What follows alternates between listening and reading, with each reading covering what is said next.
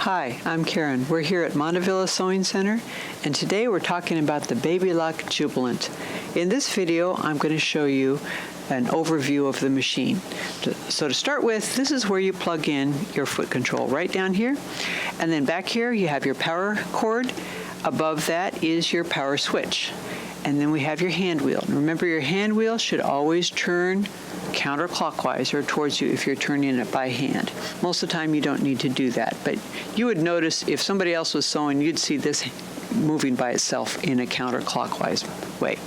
Up here we have where you wind your bobbin. Here we have your spool pin, and then there's a nice handle here to carry your machine. Over here we have the tension dial for your top tension, your top thread. And then we have various threading guides going down here on the side.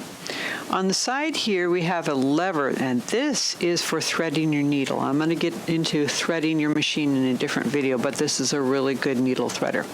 Then on the side behind that we have a thread cutter, so that once you're done sewing you can pull your fabric out of there, cut your threads just like that. Then we have the presser foot lifter, and that's on the inside right here. Now you can push it up a little higher if you need to for those thick, lofty things like fleece or foam that you're sewing through. And then the needle plate, it's in two pieces. We have the plastic part and the metal part. Most of the time you would just take the plastic part off for cleaning, and we'll get into cleaning in a different video.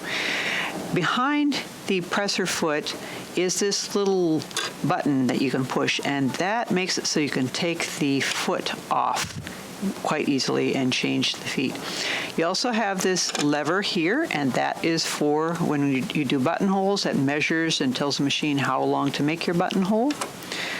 And then back here is a switch for lowering your feed dogs. So if you're doing free motion quilting or thread painting, you'd want to take your feed dogs out of the way, just push that to the right. Now to bring it back up, just push it the other way and take a stitch, either using the hand wheel, but I prefer using the needle down, needle up, and that will bring your feed dogs back into play. Okay, now when I did that, by the way, I made sure and hung on to my threads so that they don't get pulled down and tangled. If you're already sewing and you've made some stitches, you can do that without hanging onto your threads. Okay, so to put the foot back on, you put it underneath here, matching up the two stitch holes, lower the presser foot, and it goes right back on. Now, you also have your wonderful accessory tray with plenty of room to store your accessories right in there. And then you can pull that off, and now you have the free arm. The free arm is great for doing jeans, hems, or anything that you're sewing in the round. Put this back on like that. Then over here we have our start-stop button, and that will only work if you have your foot control disconnected. I like the start-stop button when I'm doing buttonholes, because when it comes to the end of the buttonhole, the machine automatically stops.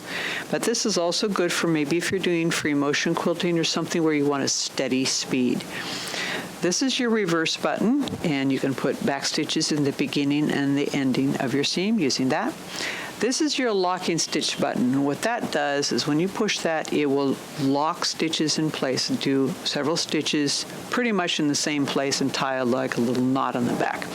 It's very good for if you don't want to have your back stitches showing. It's not quite as secure as a back stitch, but these two have different uses. Then this is your needle up, needle down button, which I already showed you what it does. This is your speed slider. Now what this does is it limits how fast your machine can go, and that's really useful if you're using the start-stop button.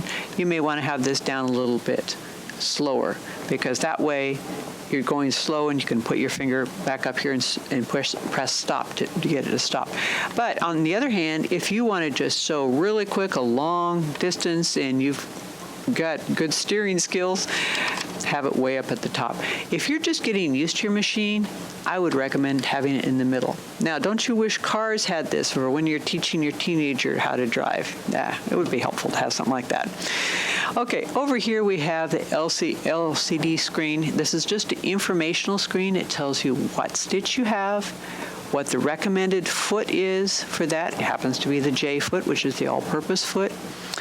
The needle stop position. Now what that means is that when you stop sewing, the needle will be down into the fabric.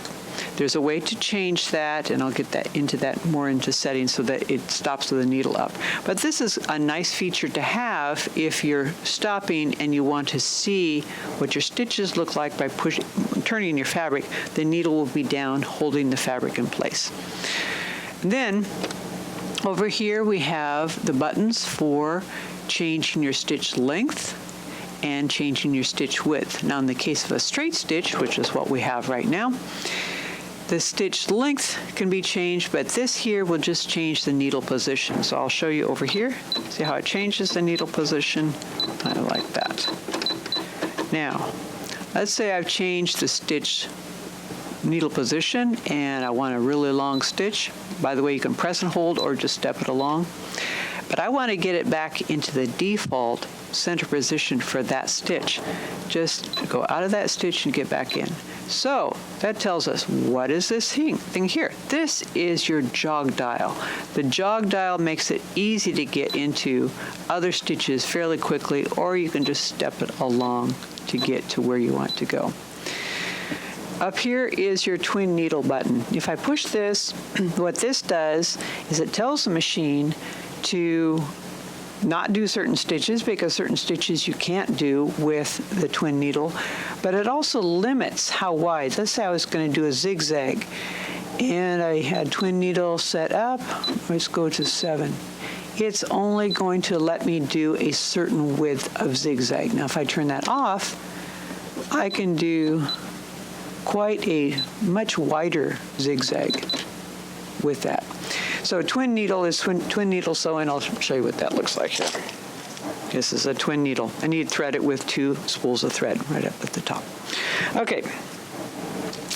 So this one is the automatic reverse. Now there's a lot of stitches that you can put an automatic reverse or an automatic locking stitch. That's why you have that little dot right there, because it could be either one depending on your stitch.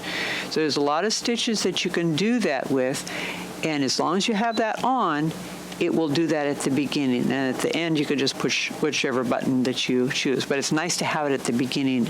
It's really nice and precise. So, but you can turn that off if you want. Okay, so I already talked about the jog dial, and I also talked about how if you're in a stitch and you have changed it somehow, easy, just get out of that stitch, get back in, and it puts it back to default. Now, why does it say 3 here? Okay. That is because that is this stitch right here, which is your center needle position.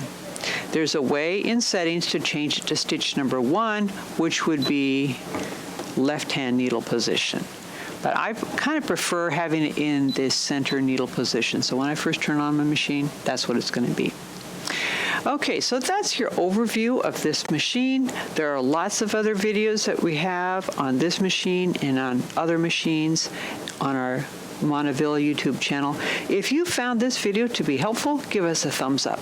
And if you have comments or questions, you can leave those in the area down below. Thanks for watching today. Bye.